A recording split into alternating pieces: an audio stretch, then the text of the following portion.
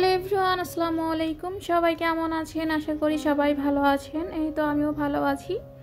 এই যে দেখতেই পাচ্ছেন, এখন কিন্তু যেহেতু টমেটোর সিজন, এখন কিন্তু দাম কম।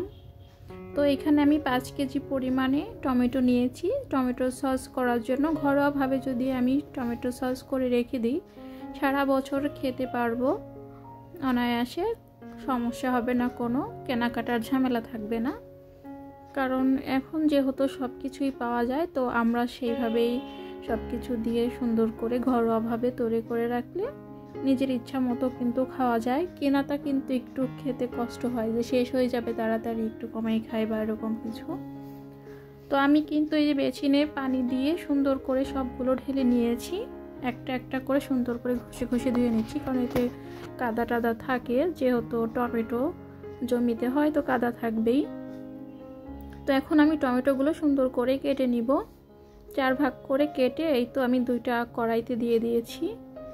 আমি কিন্তু ভিতরের যে বিচিগুলা এটাও ফেলে দিয়েছি, কারণ একটা কড়াইতে ধরতেছিল না, তাই 2টা কড়াইতেই দিয়ে দিয়েছি। সুন্দর করে এখন জাল করে নিব।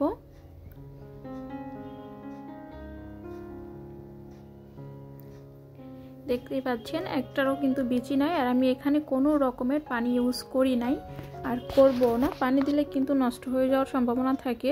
আর 2টা কড়াইতে আমি কিছু কিছু শুকনো মরিচ দিয়ে দিচ্ছি, আপনারা চাইলে ঝাল পরিমাণ মতো আপনাদের দিতে পারেন। আর দিয়ে দিয়েছি 1 চামচ করে লবণ, আর কিছু দেব না। এখন অনবরত নাড়তে থাকবো। দেখতেই পাচ্ছেন আমি কিন্তু কোনো রকমের একটু পানি ইউজ করি নাই, এমনিতেই পানি বের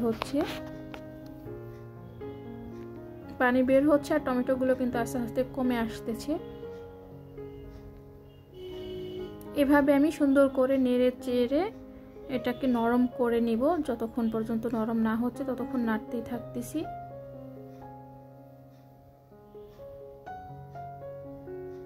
এই তো হয়ে গেছে। এখন কিন্তু আমি ফ্যানের নিচে ঠান্ডা করতে দিয়েছি, যেহেতু গরম ছিল। কারণ যেহেতু আমি তাড়াতাড়ি বানাবো, 2-3 ঘন্টা লেট করার সময় নাই, তাই তাড়াতাড়ি করে আমি ফ্যানের নিচে সব ছড়িয়ে দিচ্ছি, কয়েকবার করে নেড়ে চেড়ে দিচ্ছি যাতে তাড়াতাড়ি ঠান্ডা হয়ে যায়। এই তো তারপর আমি একটা ব্লেন্ডার জার নিয়েছি, এই জারের মধ্যে চামচ দিয়ে দিচ্ছি, সুন্দর করে ব্লেন্ড করে নেব। এই তো দেখতেই পাচ্ছেন ব্লেন্ড করতে কিন্তু সময় লাগে না, হাইস্টে 1 মিনিট কি 2 মিনিট করে লাগছে একটা জার ব্লেন্ড করতে। এই তো সবটুকু কিন্তু আমার ব্লেন্ড করা হয়ে গেছে। এখন এরকম একটা ছাঁকনির সাহায্যে আমি সুন্দর করে চেলে নিব, যাতে কোনো না থাকে, টমেটোর ছাল থাকে বা বিচি যদি থেকেও থাকে ওটা কিন্তু বের হয়ে যাবে। আর সুন্দর করে এই তো দেখতেই পাচ্ছেন এখানে কিন্তু আমি টমেটোটা সুন্দর পেস্ট হয়ে গেছে, কি সুন্দর লাগছে দেখতে না? আর কালারটা কিন্তু সুন্দর এসেছে। তো আমি কিন্তু চুলার জালটা দিয়ে দিয়েছি।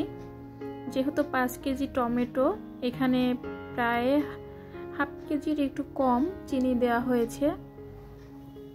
আপনারা আপনাদের মিষ্টির চাহিদা অনুযায়ী দিয়ে নেবেন। এখন কিন্তু আমি আস্তে আস্তে নাড়তে থাকবো যাতে নিচে না লেগে যায়। যেহেতু পাতলা আছে, তো জাল দিতে দিতে কিন্তু আরো কমে যাবে। আর এখানে দিয়ে দিচ্ছি কর্নফ্লাওয়ার কিন্তু আমি অনেক দিয়েছি, এখানে একটু পরে কিন্তু আরো দিয়েছিলাম, সেটা আর ভিডিও করা হয় নাই, যেহেতু ঘন হচ্ছিল না তাই পরে আরো দেওয়া হয়েছিল। এখানে কিন্তু 5-6 চামচের মতো দিয়ে দিয়েছি কর্নফ্লাওয়ার। আর এটা কিন্তু সাদা সিরকা বা ভিনেগার যেটা বলেন, ওটাই। আমি কোনো রকমের কোনো পানি ইউজ করতেছি না। এই ভিনেগার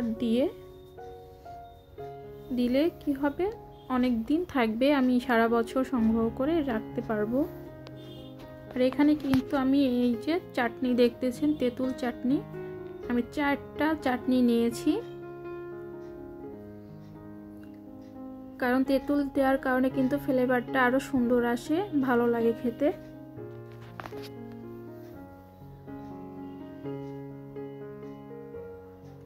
আর তেঁতুল ভালো রাখার জন্য যে রকমের মেডিসিনগুলো দিয়ে থাকে, ওটাও এটার মধ্যে দেওয়া হলো, যাতে আমার টমেটো সসটা ভালো থাকে। সেজন্যই দেয়া। তো এখন আমি সুন্দর করে মিশিয়ে নিচ্ছি।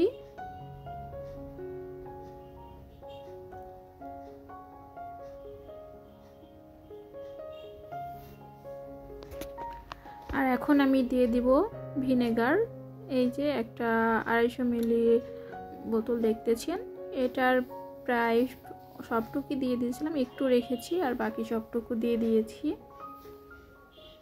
আর এই যে কর্নফ্লাওয়ারটা গুলিয়ে রেখেছিলাম ওটাই এখন দিয়ে দিলাম।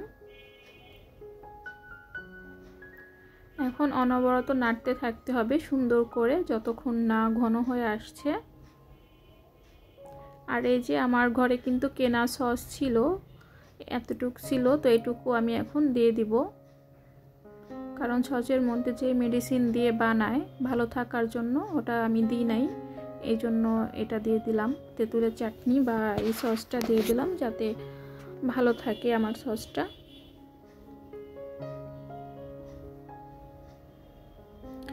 এই যে কিন্তু এখন ঠান্ডা হয়ে গেছে। এখন এরকম একটা এই যে কাপ বলেন যেটার সাহায্যে আমি সব বোতলগুলো ভরে নেব। আমি অনেকগুলো বোতল জমিয়ে রেখেছি এই সসটা রাখার জন্য। এই যে দেখতেই পাচ্ছেন এখানে 5টা চিলি সস বা সয়া সসের বোতল আমি সুন্দর করে ধুয়ে শুকিয়ে রেখেছি। তারপরে এটা কিন্তু আমি ভরে রেখেছি, আরও একটা বক্সে রেখেছি। এটাতে কিন্তু আমি কোনো রকমের 1 ফোঁটাও পানি ইউজ করি নাই, আপনারাও করবেন না। পানি ইউজ করলে কিন্তু নষ্ট হয়ে যাওয়ার সম্ভাবনা থাকে। তো এইভাবে আপনারা বানিয়ে সারা বছর খেতে পারেন। আর ঘ্রাণটাও কিন্তু, স্মেলটা দারুণ এসেছিল আর খেতেও বেশ মজা হয়েছিল। তো আজকের ভিডিও এই পর্যন্তই। সবাই ভালো থাকবেন, সুস্থ থাকবেন। আল্লাহ হাফেজ।